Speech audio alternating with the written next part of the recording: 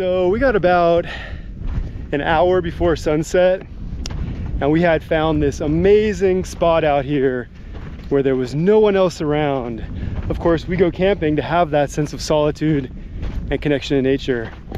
But look what we have here. 2 full rigs with people not 50 yards from our camp spot. What would you do in this situation? I'm gonna go over and ask them. On this episode, we're headed out to the Panamint Valley for a few days of camping and off-grid exploration.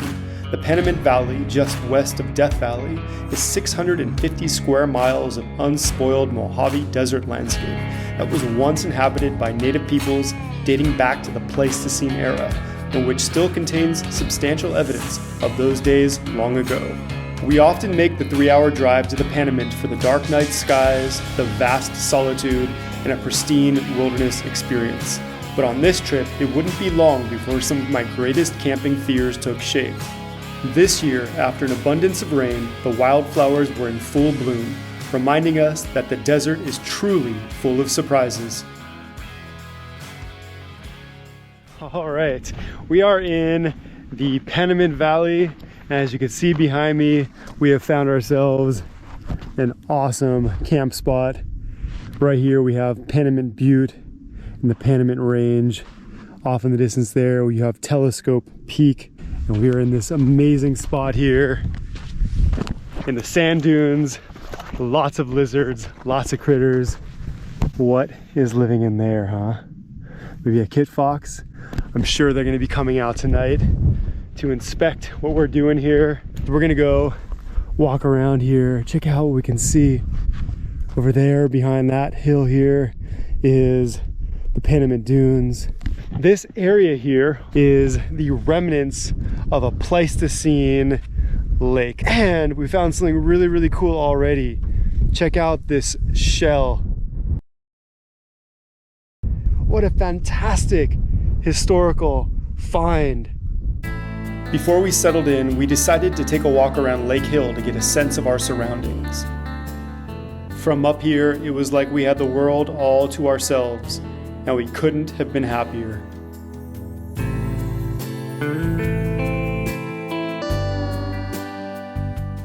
So you can almost imagine what this place looked like thousands of years ago. The playa down there, filled with water, and then people living in these mountains coming down, fishing, hunting, and then retreating back into their habitations further up. A few nights before, I'd had a dream that when we arrived to our camp spot, there were groups of revelers and stadium lights all around us, and performing on a huge screen was a modern-day pop star. The frightening dream was a dispersed camper's worst nightmare, but little did I know that in some ways that dream was a premonition of things to come. All right, so we found our first interesting site of the day. Historical, archaeological site. First of all, I don't know if you can see this trail, it's very faint, but this is the same Native American trail that runs the length of this valley, and you can kind of see it here. So we're gonna follow that. But right off the trail, we noticed something else that was really interesting, and that's this circular rock formation here. And then we were looking around, and here you have some kind of like pile of rocks, and then there's a piece of wood. So we know that this is not a natural formation, but what was this piece of wood here for? That is the question. So we're gonna keep walking down the trail a little bit and see what else we can find. Of course, we go camping to have that sense of solitude and connection to nature. But look what we have here. 2 full rigs with people not 50 yards from our camp spot. What would you do in this situation? Would you just pick up and leave? Would you stay and just deal with it?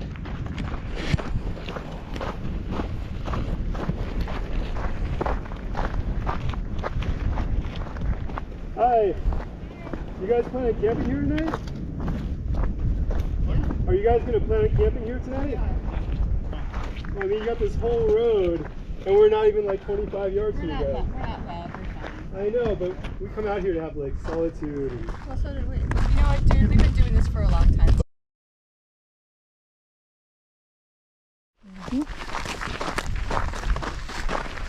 As you can see behind me, we have moved spots. Apparently they didn't see eye to eye with our views on dispersed camping. We did find a pretty nice spot. As you can see here, check out, we are directly underneath Panamint Butte.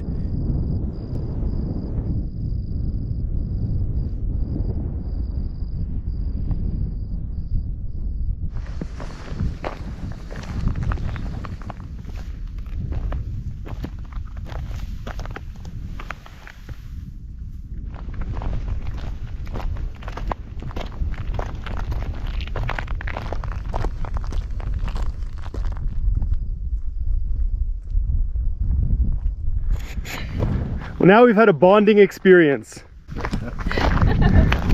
What do you call this gadget here? That's a shichirin.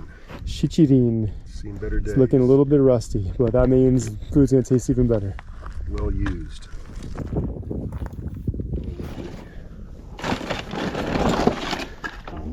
Those are these big long bars.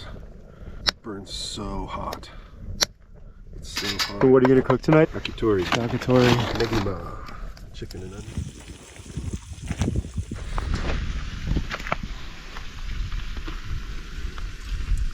Time to cook. What's for dinner?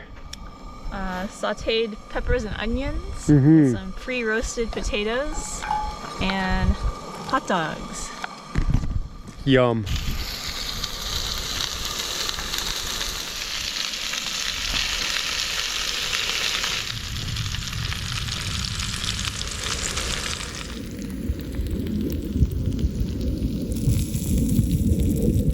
What a scene.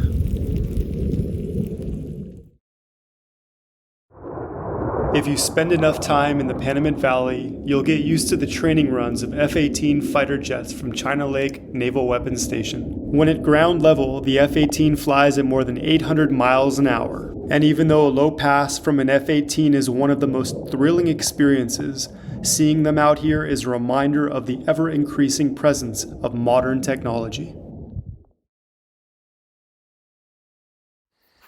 So much of desert life comes alive at night, so we decided to take a walk in the sand dunes to see what critters we could find.